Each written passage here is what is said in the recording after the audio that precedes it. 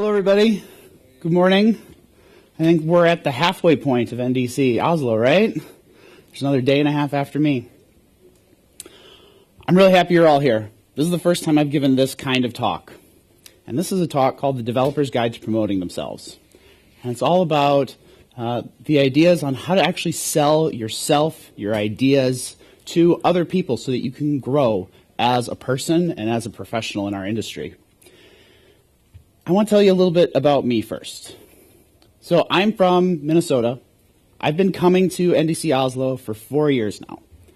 And the first time I came here, I was just trying to sell some ideas. I'd put together a product, and I was trying to throw myself out there, and I didn't really know what I was doing. But over the last 4 years, I've learned a lot about how to establish yourself as a brand, how to talk and build an audience of other people, and how to sell your ideas to them. And so I am not a marketer by trade. I am not a business person by trade. I am a developer. But I've learned a lot about that stuff in the last 4 years. And this is a talk where I want to share some of that stuff with you. If we were to go back in time and tell myself 4 years ago the kinds of stuff that I would do now, I would be literally terrified. So much of what I do now is me pushing down the hidden introvert that doesn't really want to talk to other people and would rather just sit in a hole.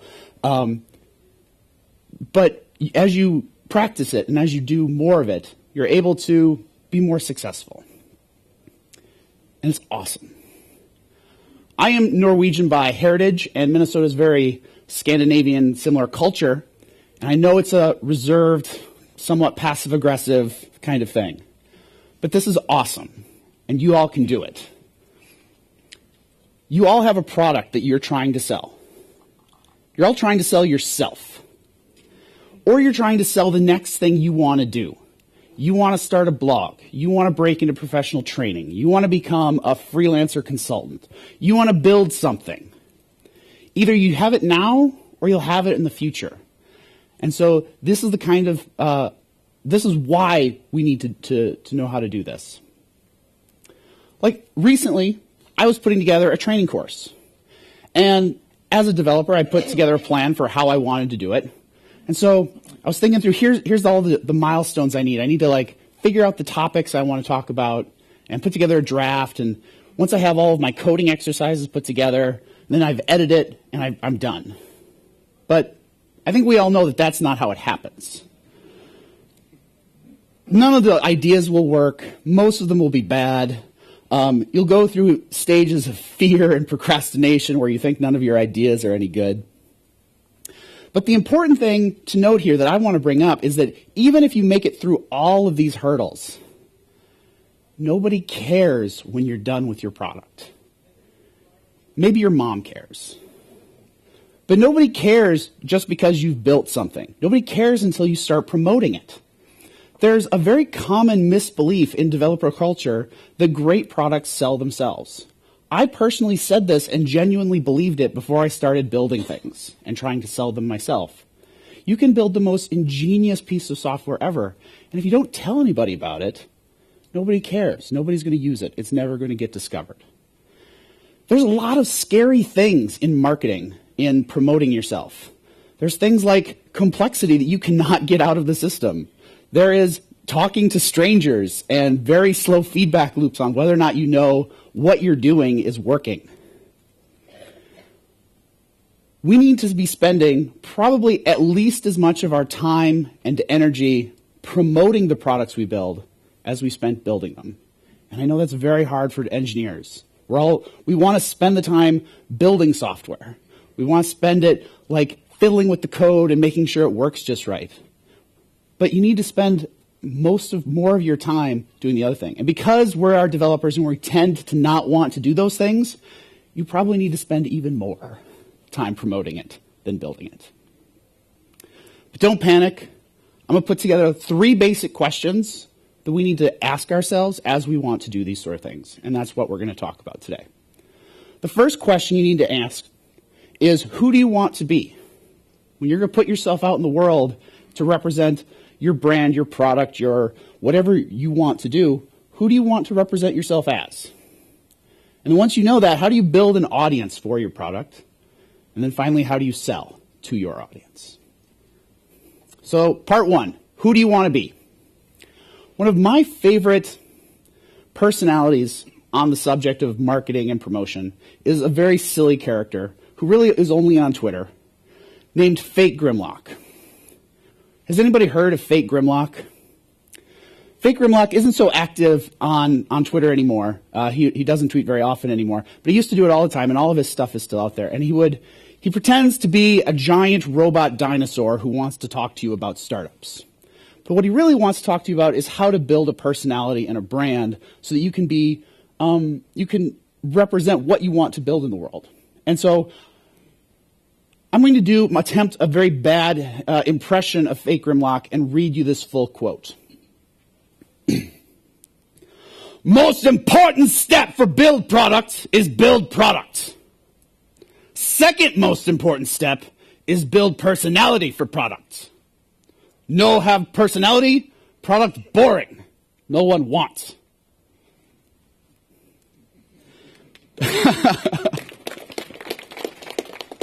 Your product is bread or it's bacon. You want to be bacon. You want to be something. You don't just want to have functionality. Functionality isn't enough. You need to have a personality in what you're doing.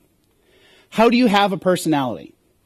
Answering these basic questions is enough to have a personality. First, how do you want to change the world? What is the thing that you're trying to do? Second, what do you stand for? What's important to you? What are the things that you are going to engage in a conversation over, that you are going to stand up for and support? And third, I know this one might be a little hard, but what do you hate?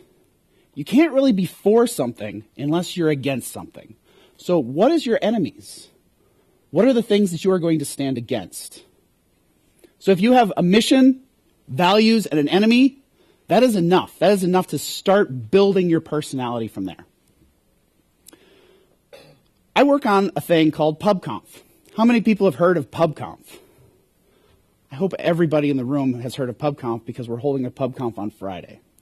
PubConf is this crazy idea where after a conference, we get together in a bar and I pull 10 of the most entertaining speakers I can find to do 5-minute funny talks. And we sponsor a bunch of beer and a bunch of food, and it's just generally silly and a good time. And we have one on this Friday. There's a bunch of details about that. But I want to talk to you about the PubConf personality, because that's what I've been building for the past 2 years on it. The personality of PubConf on Twitter and how I represent it is PubConf is basically an alcoholic. PubConf talks about booze all the time. And that's how it builds its audience. PubConf goes to distilleries and watches bourbon getting made. PubConf deals with hangovers by going and finding pancakes at 11:30 the next morning. PubConf emails out a mailing list with its holiday recipe for dairy-free, gluten-free, fat-free eggnog. Bourbon. And this resonates with PubConf. Like, the fact that I am isolating this personality resonates with a certain group of people, and it works very well. One of the things that you'll have to do almost right away when building your personality is we will be putting together a web page of some kind to represent you or your product or your blog or whatever. And so I want to talk to you about a few tips on designing that page. And I don't mean design in the creative sense of your CSS, your layout, pictures, that sort of stuff. But how do you build a page that actually communicates your personality and what you want it to do? I have 3 basic rules that I follow. Each page should have a target audience, have an explicit goal, and persuade number 1 to do number 2. So first, have a target audience. Who do you want to visit a page? When I'm building a page for PubConf, I want the people who are at the conference that I'm partnering with to go there. That is my audience. The audience for pubconf.io right now is NDC Oslo. What do I want them to do? I have an explicit goal for the page. I want people to click and buy a ticket. And everything on that page is trying to convince the audience to buy a ticket. And I do that with all these other things. Like, you want to talk about the problems or the loneliness of not having anything to do on a Friday night. You want to tie into emotional connections of making sure people have something to do. You want to minimal costs and improve that socially there's going to be other people at the event. There's all kinds of different ways you can persuade an audience. And I want to show you another example for something else that I build in a minute. So each page needs to have a target audience, an explicit goal, and persuade number one to do number two. Those three together has a really strong corollary back into software development with the single responsibility principle. So think of your pages, your web pages that you build should have a single responsibility. Who do you want to visit it, and what do you want them to do? And don't just throw all the information on every page. Focus on who you want to do that sort of thing. But don't get clever. Here's the thing that most of us will go down, this rabbit hole that a lot of us will go down, and I went down it, is focusing on the tech. I've had this conversation maybe 20 times where somebody will tell me, hey, I want to start a blog. And then they proceed to spend the next 2 years not finding the blogging platform that is just suiting to their needs and building their own.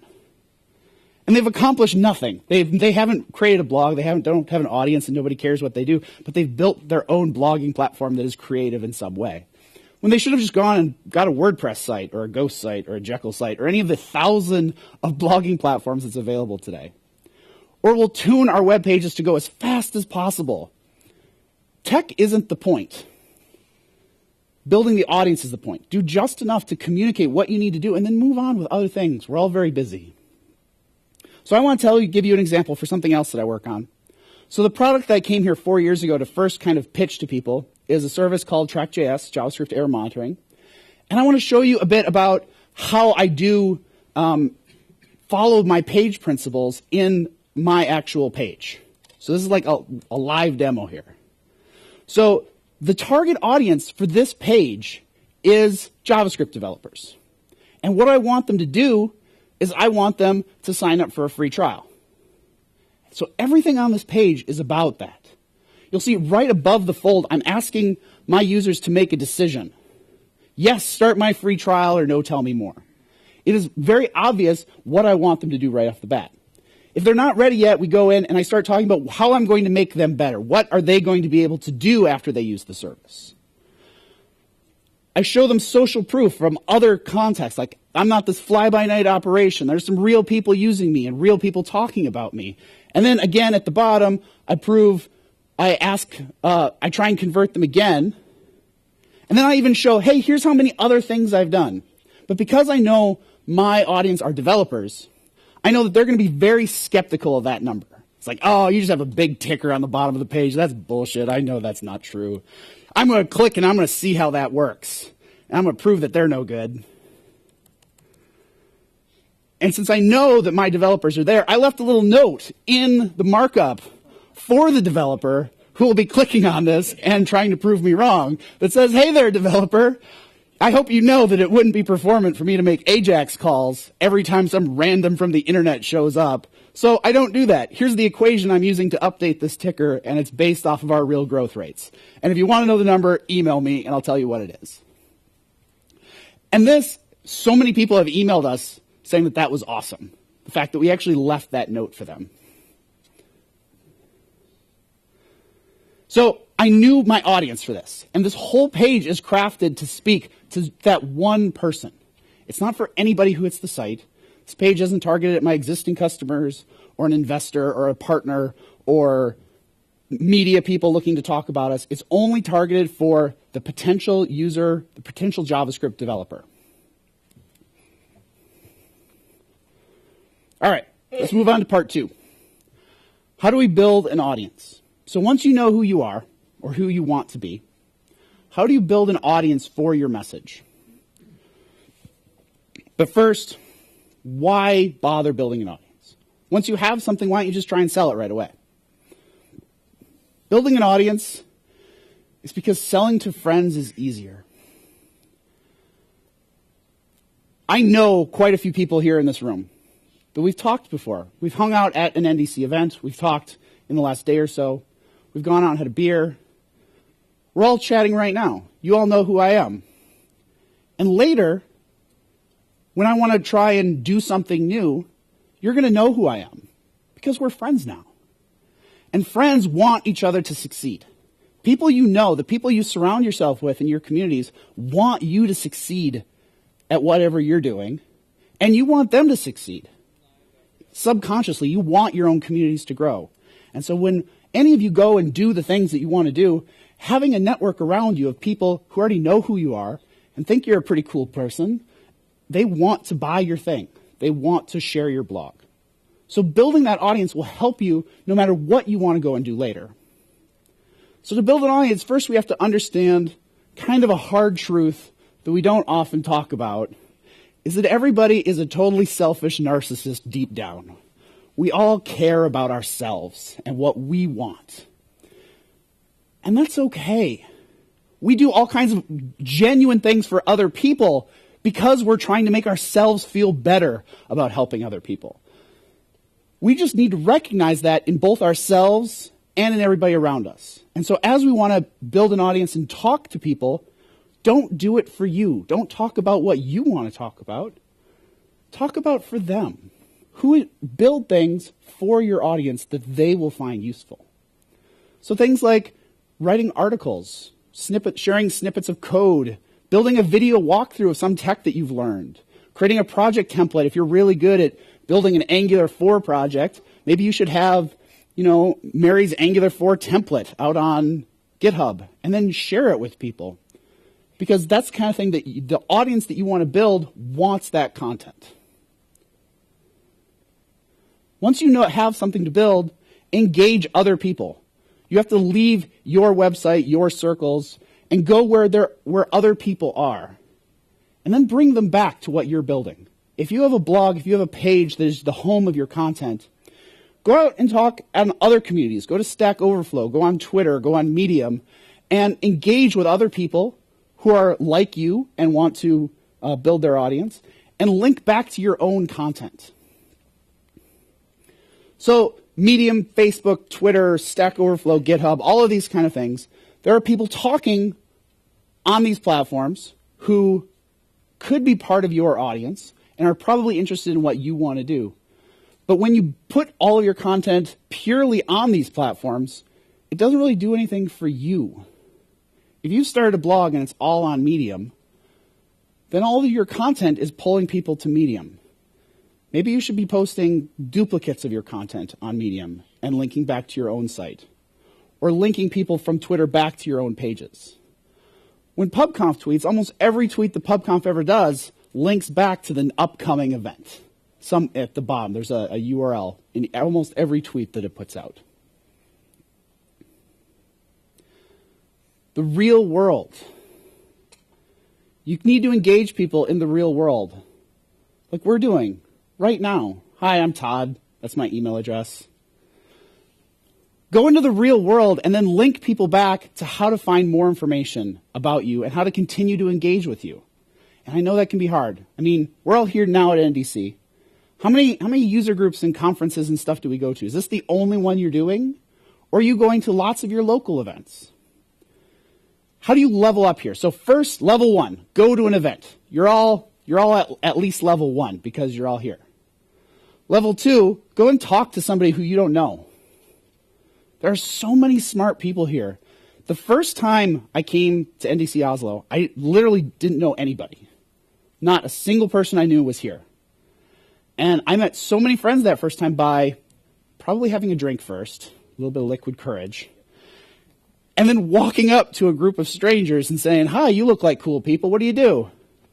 And I met people who build like oil rig automation. And I met people who are building JavaScript implementations of search algorithms that could crawl other pages. And I met people working on robots and just random attendees, like just the people around you right now are all working on amazing things. You just got to go out and talk to them. And third, if you can master that, come up here. Do this. Be the speaker. Leveling up your If you show up at an event, people start seeing who you are. If you talk to people, they'll start remembering you and you'll build relationships. If you are the speaker, everybody knows who you are. And people will want to talk to you after. And they'll want to share the things that they're working on. And so you can be more and more effective in the real world building your audience as you level up. It's going to take a while. But it gets bigger.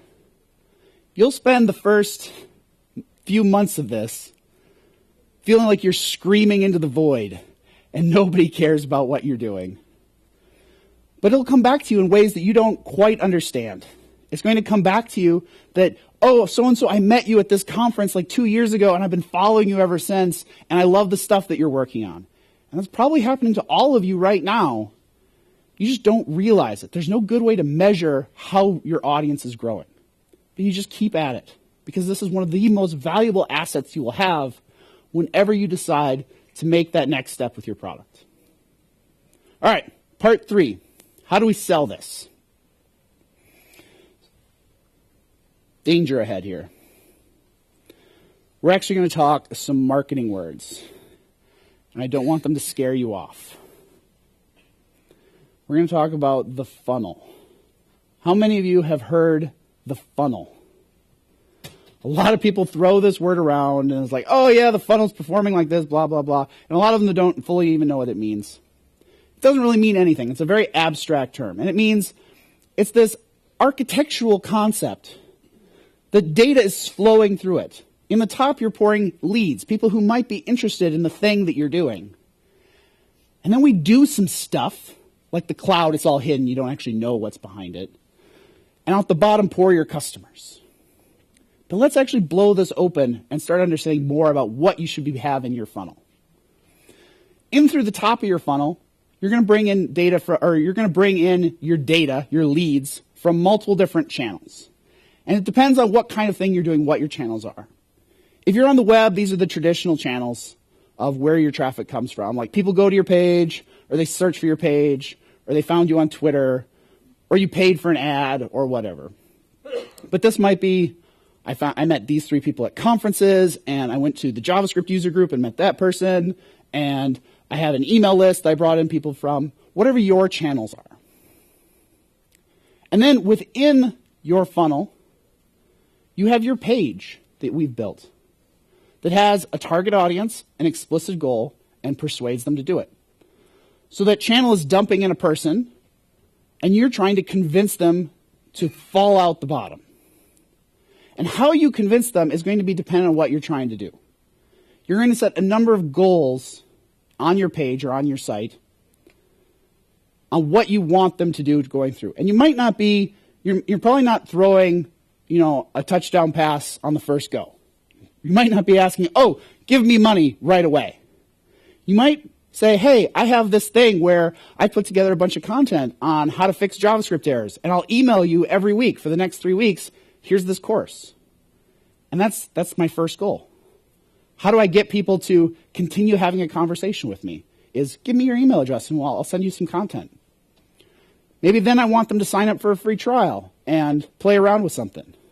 And only then, once I have a relationship with them and I've already given some value, do I ask them to, hey, maybe you should pay me. Maybe I'm helping you. Like any good software architecture, we should know how to test these things. How do you test your funnel is with analytics tools. And the word analytics gets thrown around a lot. What I mean specifically are tools like Intercom, Google Analytics, Mixpanel, custom stuff you might roll in your own systems. Tracking how your users or how your potential customers are interacting with you so that you know what messages are resonating. No one tool here fits the job. And you shouldn't just throw Intercom or Google Analytics or Mixpanel or whatever on your site and just start tracking all of the things. You should test the things that you're trying to figure out. For every goal that you have on your page, you should have a test. How often are those things happening? For example, back on trackjs.com, I know every time somebody clicks on one of these buttons, and I track that. I track how often are people saying yes, How many times are people saying no? How many times are people just scrolling down to the bottom? Because I want to know, is that message resonating? Do people not like the picture of those people like all scared at their JavaScript? Do people resonate with this image? Having tests to know whether or not the pages that you're building are resonating with your people. But unlike software, our tests aren't going to be pass, fail. Like, you're never going to get an analytics test that will say, yep, your site's working, you're good to go, no changes. It's all very abstract. You're going to get data about how is a page converting. Here's some data for PubConf. This is PubConf analytics for PubConf Oslo, and this is my conversions over time. Conversions for PubConf being somebody purchased a ticket. Now, this isn't necessarily a passing test, but it's not a failing test. It's a, hey, here's how it's doing. And I can only understand whether or not my test is passing by looking back at my other data, at previous events. Is this how tickets sold when I do this in London? Is this how tickets sell when I do it in Sydney? Is it selling faster or slower? And that's all very contextual to you. But think of it like a test. Think of it, make sure you know how your goals are performing. Here is the funnel for Track.js. This is the actual goals that we track. So I have channels coming in on the top. Most of our channels are through the web, through an email distribution list, some social networks, some advertising, some referrals on Stack Overflow. People come in, and they hit one of several landing pages, kind of targeted. So some of the landing pages are for general JavaScript. Some of the landing pages are for React or Angular or Knockout. And I bring them in and I'm trying to convince them. And the first thing I'm actually trying to convince them is to subscribe to my email course so that I can establish a better relationship with them. And if they do that, I just get another chance. I keep getting more chances to interact with them. Eventually, I'm hoping that they'll come through and sign up for a trial and actually use our service. After that, I have a strong indicator in our service on whether or not somebody is going to subscribe. And it's whether or not they install our tracking agent in their code. If one of my potential customers bothers to take my code and actually change their code with my code, that's a really strong signal for me that, like, oh, they're giving this thing a real shot. They're probably going to want to talk to me more. And so I track that as well. It's called an activation metric. And hopefully they'll subscribe and fall at the bottom. As you're building your products and your pages, you need to think about what is your flow. What are the things that you want your customers to do or your leads to do so that they turn into customers. So out the bottom of the funnel come your customers. Now, what is a customer worth for revenue-based products? A lot of you are going to build things that are not necessarily revenue-based. You might build an open source library. You might build a blog without ads. You might be just going for a promotion. Although a promotion is arguably a revenue-based thing that you're trying to do. But so if you're building something that will drive revenue, how do you think about what a customer is worth? So many of the things that we're doing will cost you time and money. It'll cost you time to think about it and build it. It may cost you money if you're paying for analytics tools to help you understand stuff. And so you need to know, what is all of this time and money that you're spending worth to you? So how we can think of this is a term called lifetime value. When we have a customer come out the bottom, what is the lifetime value of the customer? And we can calculate that in a couple of different ways. So here's an example. This is some blog. This isn't real data. This is based on real data, but it's anonymized. I'm not going to tell you who this is. This blog drives about $2,000 a month in ad revenue. So it's pretty popular. A lot of people want to actually advertise on this person's blog. And so they pay him $2,000 a month for ads. And he gets about 1.5 million hits a month to his blog. And for every one of those hits, they'll look at about 2.1 pages on average. Average. People can't look at 0.1 page. And so we can calculate what the lifetime value of one of his customers are, one of the people who views his blog as his customer, as $2,000 divided by 1.5 million pages times 1.5 million sessions times 2.1 hits per session, or $0.0028. That is what is worth for him to get a customer. Now, once you know that, you can figure out how much you want to spend getting more customers. Here's another example. Here's a real example. This is PubConf data.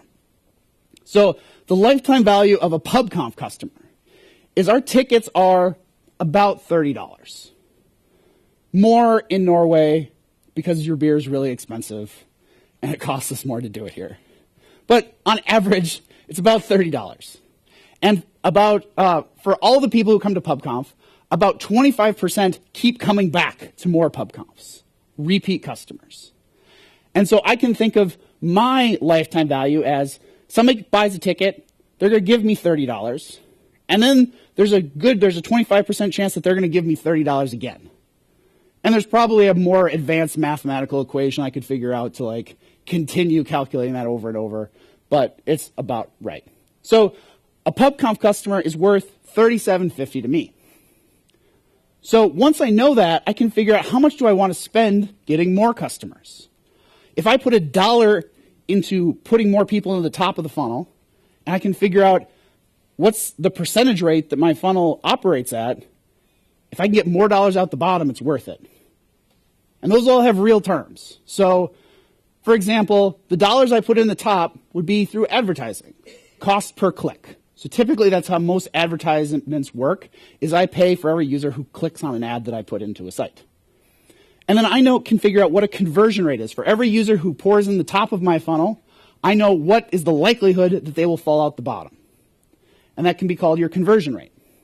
And then out the bottom, if you multiply or divide those across, you get a cost to acquire. What will it cost you to acquire a new customer?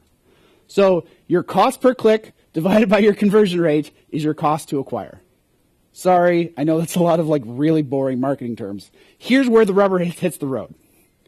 Is that your cost to acquire a customer, this is how much you're going to pay just to get a customer. You haven't even given them what you want to give them yet. Just to get a customer needs to be at least a third or less of the value of that customer. Let me explain that as PubConf terms. If you buy a ticket to PubConf, I have to give you beer and food, and I have to rent a venue, and I have to do stuff for speakers, and it costs me stuff. I use that $30 to do stuff. So I can't spend all $30 getting you to show up, because then I wouldn't have any money to actually do the event. But I could spend a little bit to get you in, because it will make me have more $30 to spend. So here's real data from PubConf. The PubConf funnel is 11.81% effective as of yesterday. That's what I calculated out. And I said earlier that the lifetime value of a PubConf customer is $37.50.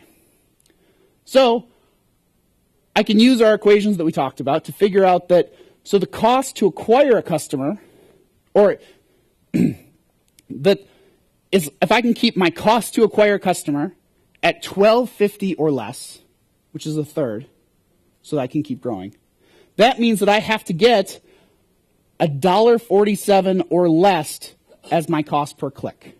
If I can find a way to advertise and spend less than $1.47, this equation works. And the more money I pour in, the more money I will pour out. So let's see if I'm getting that. I do a lot of my advertising for PubConf on Twitter. Has anybody ever done Twitter ads? They're pretty good. So I want to show you. If you're on Twitter and you are in Oslo, I hope you've actually seen some of my ads, because I tried really hard to target all of you. Let's look at how I targeted you.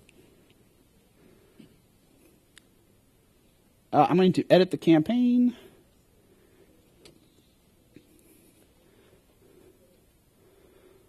Everybody stop going on the internet. You're slowing it down. So here's the campaign for PubConf Oslo. Campaign is like a marketing term. It's a project. It's an app. This is one thing I want to advertise. That's all it means. So I'm advertising for PubConf Oslo. And what I'm trying to do with this ad is I'm trying to get people to go to my site.